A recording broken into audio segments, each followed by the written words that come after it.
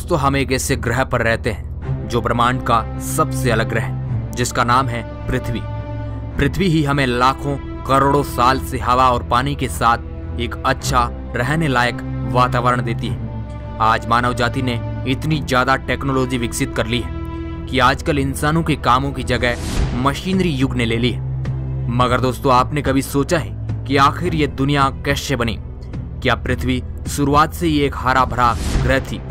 आखिर पृथ्वी को आज जैसा बनने के लिए कितने बरस लग गए? पृथ्वी के अस्तित्व से पहले यहाँ पर क्या था? दोस्तों इन सवालों का जवाब जानने के लिए हमें आज से अरबों साल पहले चलना होगा।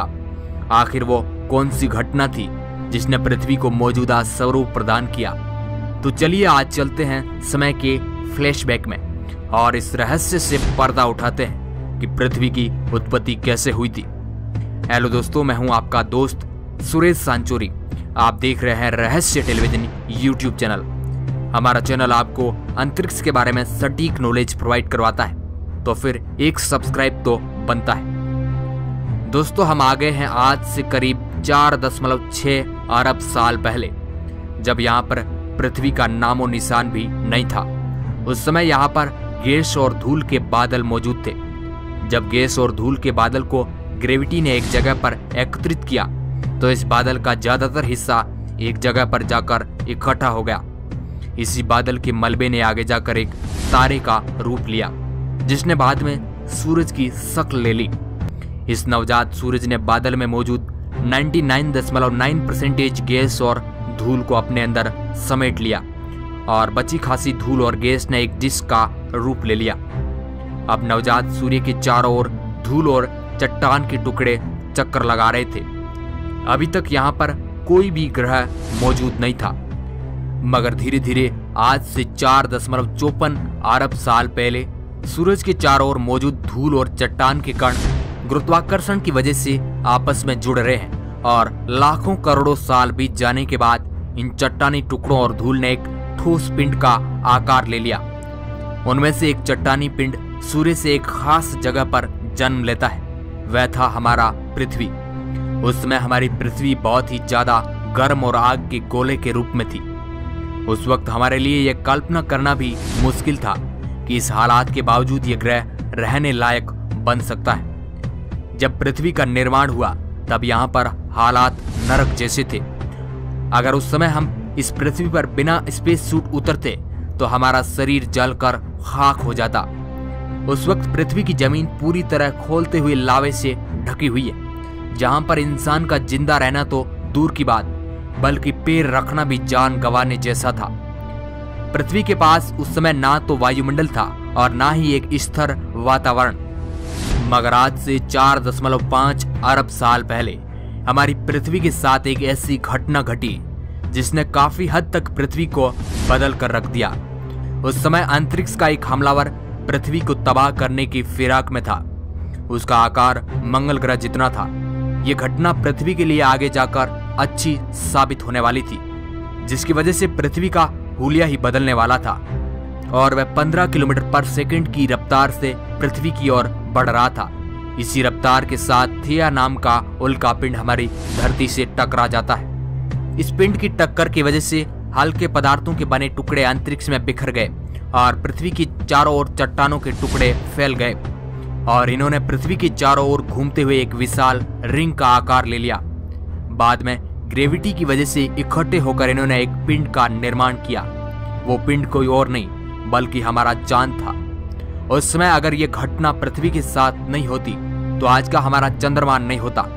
चंद्रमा न होने के कारण न तो मौसम में नियमितता होती और न ही हमारी पृथ्वी का मौसम स्थिर रहता। पृथ्वी पर कर्म वाइज मौसम भी नहीं आता। जब 4.5 अरब साल पहले चंद्रमा को बने कम ही टाइम हुआ था, तब हमारी पृथ्वी एक बेजान ग्रह थी। अगर पृथ्वी की जमीन पर कुछ था तो वह था उबलता हुआ लावा और चट्टाने। मगर समय बीतने के साथ पृथ्वी ठंडी हुई और इसकी सतह ठोस बनी। लेकिन नाइट्रोजन और कार्बन डाइऑक्साइड के मिश्रण से अभी भी हमारी पृथ्वी का वातावरण प्रदूषित था। मगर दोस्तों अभी भी हमारी पृथ्वी पर जीवन को संभव बनाने वाला एक बुनियादी तंत्र मौजूद नहीं था। वह था पानी। समय बीतने के साथ साथ हमारे सौरमंडल के गैस जायंट अपने ऑर्बिट में बदलाव कर रहे थे। इस बदलाव के कारण सौरमंडल के एस्टेरॉयड और कॉमेट के बीच एक ग्रेविटेशन मेश तैयार हो रहा था, जो इन एस्टेरॉयड और कॉमेट को सौरमंडल के आंतरिक ग्रहों की ओर धकेल रहा था, जिसकी चपेट में सौरमंडल के आंतरिक ग्रह बुध, शुक्र, पृथ्वी और मंगल आ गए। पृथ्वी के बनने के 50 करोड़ साल बाद इन पर मीटियोर की बारिश सी होने लगी। इस पीरियड को द लेट हेवी बम्बार्ड कहते हैं। लाखों करोड़ों सालों तक यह कहर लगातार धरती पर जारी रहा।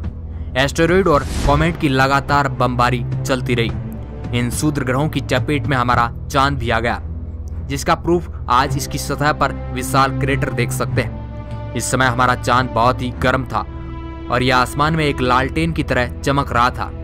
इन कॉमेट और एस्टेरॉयड में कुछ अपने साथ पानी भी लेकर आए थे, जिनके माध्यम से धरती पर काफी मात्रा में पानी पहुंचा।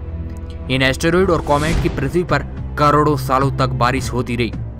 धीरे धीरे करोड़ों सालों बाद धरती पर काफी मात्रा में पानी इकट्ठा हो गया, जिनसे पृथ्वी पर कई महासागर और बादलों का निर्माण हुआ। इनके साथ ही पृथ्वी पर नाइट्रोजन आई, मगर फिर भी पृथ्वी पर जीवन मौजूद नहीं था, क्योंकि उस समय पृथ्वी पर ऑक्सीजन मौजूद नहीं थी और पृथ्वी का वातावरण बहुत ही ज्यादा खतरनाक था। पृथ्वी पर बिल्कुल भी जीवन के अनुकूल परिस्थितियां मौजूद नहीं थी। 3.8 अरब साल पहले यह एस्टेरॉयड अपने साथ केवल पानी ही नहीं लाए थे, बल्कि अपने साथ खनिज, कार्बन, प्रोटीन और अमीनो एसिड लाए। यहाँ से पृथ्वी की परिस्थिति बदलने वाली थी और उस वक्त समुद्र की गहराई में तापमान बहुत ही कम था और यहाँ पर सूरज की गर्मी भी बहुत ही कम पहुंच रही थी। फिर समुद्र की गहराई में मिनरल्स और केमिकल ने मिलकर पृथ्वी पर जीवन का बीज बोया। ये एक प्रकार से एक कोशिकीय जीव थे, जिन्हें बैक्टीरिया कहा जा सकता है।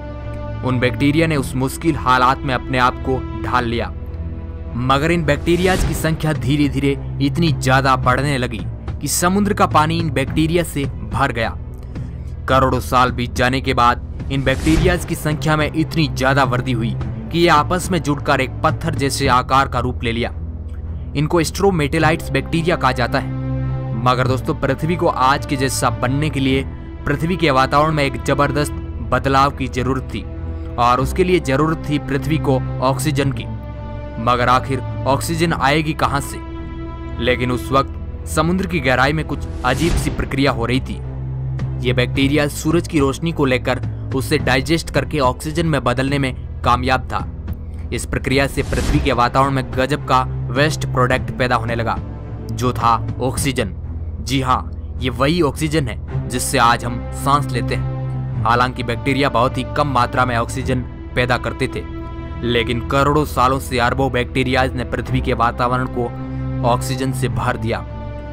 समय गुजरने के साथ साथ आज से 1.5 अरब साल पहले तक धरती की सतह पर कोई भी जीवन मौजूद नहीं था और धरती पर केवल छोटे छोटे द्वीप थे जो चारों ओर से पानी से घिरे हुए थे।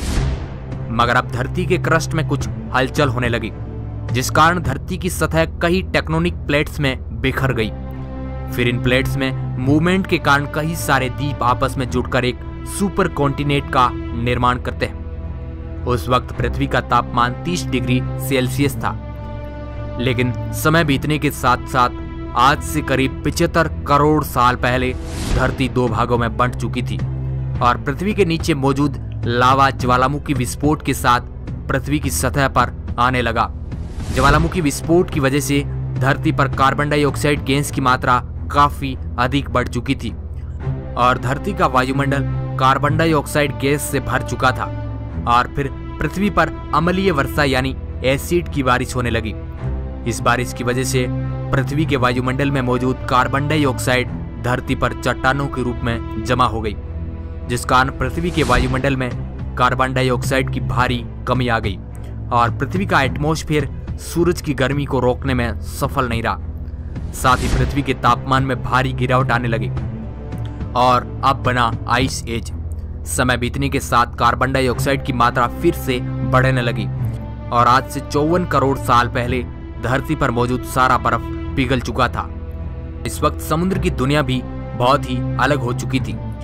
समुद्र की गहराई में मौजूद एक कोशिकीय जीव अब कई तरह के जीवों में बदल चुके थे और यहाँ एक अलग वातावरण बन चुका था जिसमें कई समुद्री पौधे व कई अलग अलग प्रकार के जीव पनप चुके थे। ये मल्टी सेल्यूलर प्रजाति थे। ये जीव एक कोशिकीय जीव का विकसित रूप था। इन्हें पिकाया कहा जाता था। ये आकार में 5 सेंटीमीटर लंबे थे। मगर दोस्तों इनके शरीर में एक खास किस्म का गुण था। वो था इनके शरीर में रीढ़ की हड्डी का मौजूद होना। ये पहले ऐसे समुद्री जीव थे जिनके पास रीढ़ की हड्डी थी। आगे जाकर यही रीढ़ की हड्डी वाली विशेषता हम इंसान को मिलने वाली थी। आज से करीब 40 करोड़ साल पहले पृथ्वी का रूप काफी हद तक आज के जैसा बन चुका था। मगर अभी भी पृथ्वी पर कोई भी जमीनी जीव मौजूद नहीं था और ना ही यहाँ पर कोई पेड़ पौधे थे। अभी भी पृथ्वी बेजान पड़ी थी। बेशक अब पृथ्वी के वातावरण में ऑक्सीजन मौजूद थी, लेकिन जीवन अभी भी समुद्र की गहराई में मौजूद था। उस वक्त सूरज की खतरनाक रेडिएशन जीवों के लिए खतरा थी जो समुद्र से बाहर आने की हिमाकत करते। उस टाइम अल्ट्रावायलेट रेडिएशन से पृथ्वी की सुरक्षा ना के बराबर थी। जब तक पृथ्वी के वायुमंडल में ओजोन लेयर की बनावट नहीं थी, तब तक पृथ्वी की सतह पर जीवन के उत्पन्न होने की संभावना ना के बराबर थी, क्योंकि उस वक्त सूरज की रेडिएशन से वातावरण बहुत ही घातक था। मगर जब समय बीतने के साथ साथ पृथ्वी की ओजोन लेयर का निर्माण हो रहा था, पृथ्वी के वायुमंडल में मौजूद ऑक्सीजन ने सूरज से आने वाली अल्ट्रावायलेट किरणों को सोखकर पृथ्वी की ओजोन लेयर का निर्माण किया। दोस्तों पृथ्वी की ओजोन लेयर हमें सूरज से आने वाली खतरनाक रेडिएशन से बचाए रखती है, जो हमारे लिए किसी भी सुरक्षा कवच की तरह काम करती है। इसके बाद पृथ्वी की सतह पर शैवाल बने, जो कि धरती के सबसे पहले जमीनी पौधे थे। इसके साथ ही समुद्र में मौजूद जीव जिन्होंने समुद्र से बाहर आने की हिम्मत की। टिकटेलिक नाम की यह मछली समुद्र से बाहर आकर रहने लगी। समुद्री जीव ने काफी लंबे समय तक जमीन पर रहने के बाद अपने आप को काफी विकसित कर लिया और 1.5 करोड़ साल की लंबी अवधि के बाद इन जीवों ने अपने शरीर को ऐसा बना लिया कि वे जमीन पर अपने आप को जिंदा रखने में सक्षम थे और इन जीवों को टेट्रोपॉड्स के नाम से जाना गया। फिर आज से 36 करोड़ साल पहले इन जीवों ने अपने शरीर में इतने ज्यादा बदलाव कर लिए कि ये एक प्रकार के जमीनी जीव बन गए। यही टेट्रापॉड्स जीव जो आगे चलकर डायनासोर, मैमल, पक्षी और फिर इंसानों के रूप में विकसित होने वाले थे। इन जीवों के विकसित होने की प्रक्रिया लगातार जारी रही, मगर अब पृथ्वी की दशा बहुत ही ज्यादा खराब होने वाली थी। एक बार फिर से धरती पर ज्वालामुखी विस्फोट जैसी घटनाओं ने धरती का तापमान बहुत ही ज्यादा गर्म कर दिया और पूरी पृथ्वी पर अकाल जैसी स्थिति आ गई। इस भयानक अकाल के कारण पृथ्वी पर मौजूद 95% प्रजाति खत्म हो चुकी थी। पृथ्वी पर मौजूद सारे पेड़ पौधे सूख चुके थे। इस भयंकर अकाल में पृथ्वी पर बहुत ही कम जीव जंतु बच पाए थे। अब इन बचे हुए जीवों का पेट भरना भी मुश्किल हो रहा था। इसके बाद इन जीवों ने कुछ भी खाकर अपने आप को जिंदा रखा और पृथ्वी के भारी तापमान से बचने के लिए इन्होंने अपना बसेरा जमीन के अंदर बना लिया। मगर जैसे जैसे समय बीतने के साथ पृथ्वी का वातावरण फिर से ठंडा होने लगा और एक सामान्य रूप में आ गया। फिर आज से 20 करोड़ साल पहले फिर से पृथ्वी पर पेड़ पौधों की उत्पत्ति हुई और उस भयानक अकाल में बचने के लिए 5% जीवों ने विकसित होकर एक नई प्रजाति को जन्म दिया, जो आगे जाकर इन्हीं प्रजाति का पृथ्वी पर राज होने वाला था। इन जानवरों का नाम था डायनासोर। डायनासोरों का जन्म अकाल में बचे 5% जीवों से विकसित होकर हुआ था। इन दैत्याकार आकार के डायनासोरों ने करोड़ों सालों तक पृथ्वी पर राज किया, मगर फिर पृथ्वी के साथ कुछ ऐसी घटना घटी जिस कारण इन विशालकाय डायनासोरों को अपनी जान से हाथ धोना पड़ा। आखिर वह कौन सी घटना थी जिसने इन डायनासोरों का नामो निशान मिटा दिया? एक ऐसी घटना जिसने पृथ्वी को दोबारा से तबाह कर दिया था। मगर आखिर वह घटना कौन सी थी?